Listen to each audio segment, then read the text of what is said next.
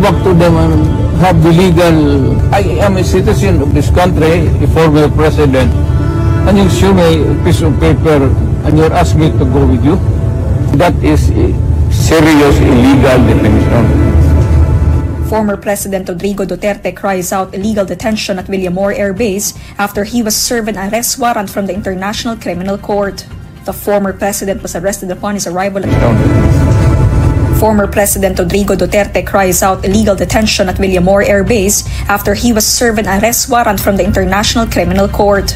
The former president was arrested upon his arrival at the Ninoy Aquino International Airport on Tuesday, March 11. Duterte's arrest came amid a case before the International Criminal Court for alleged crimes against humanity during his administration's war on drugs. For and against you in the court of law. And I want to ask you, sir, if you understand these rights. Of course, coming from you, it's very clear. Now that you're asking, sir, for the basis of the warrant, the ICC had issued a warrant pursuant to Article 25(3)(a) of the statute for crimes against humanity and pursuant to Article 7(1)(a) of the same statute for murder, sir. Buhay ko, sir. Buhay ko, sir. Pagdating na namin ng mga gamot na kailangan. Sir, this is a police operation. Pwede ko naman, sir. Ulitin natin ito, sir. Sandali mo na. Back to square one. Earlier this saying, I place the former president under arrest. Daniel, matanda pa. The issue, sir, is for you to choose 3 people to accompany here. May bus dyan. And you will charter flight. Charter flight from?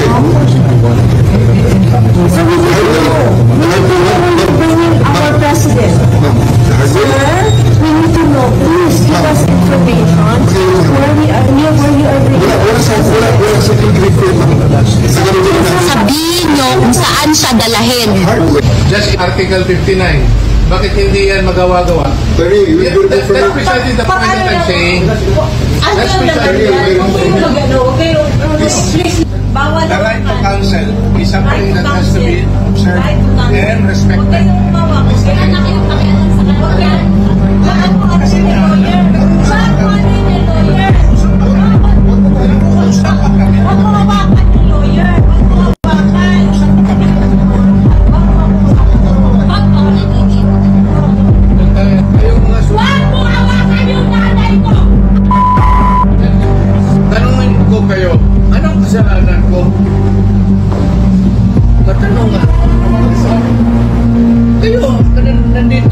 Ikaw, tanungin kita, anong kasalanan ko?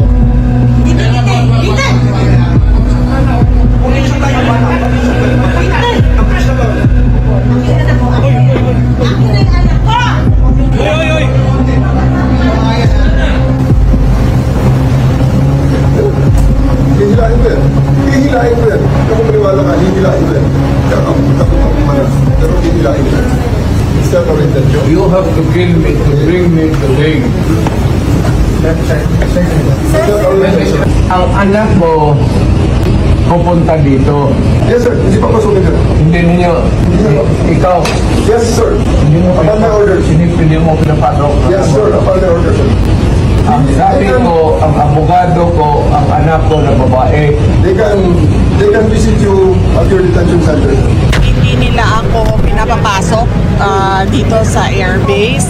Nakiusap ako kung pwedeng makausap ko personal si former President Rodrigo Duterte para mabigyan ko siya ng instructions and then makabigay din siya ng instructions sa si General Marbil daw ang in charge ng buong Villamor Military Airbase.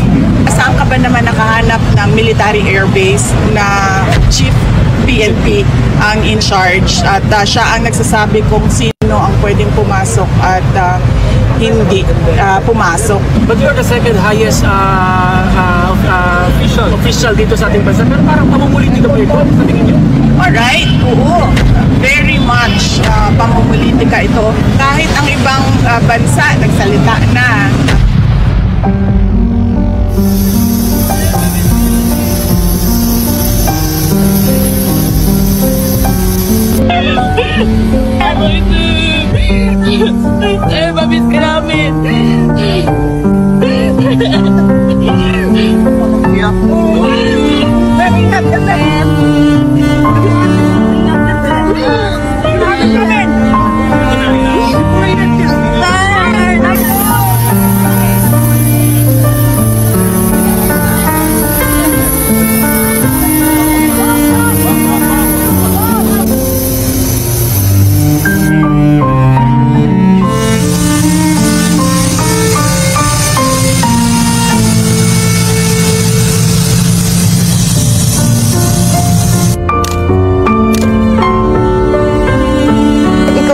Plano ng lahat ng ito? Hindi naman.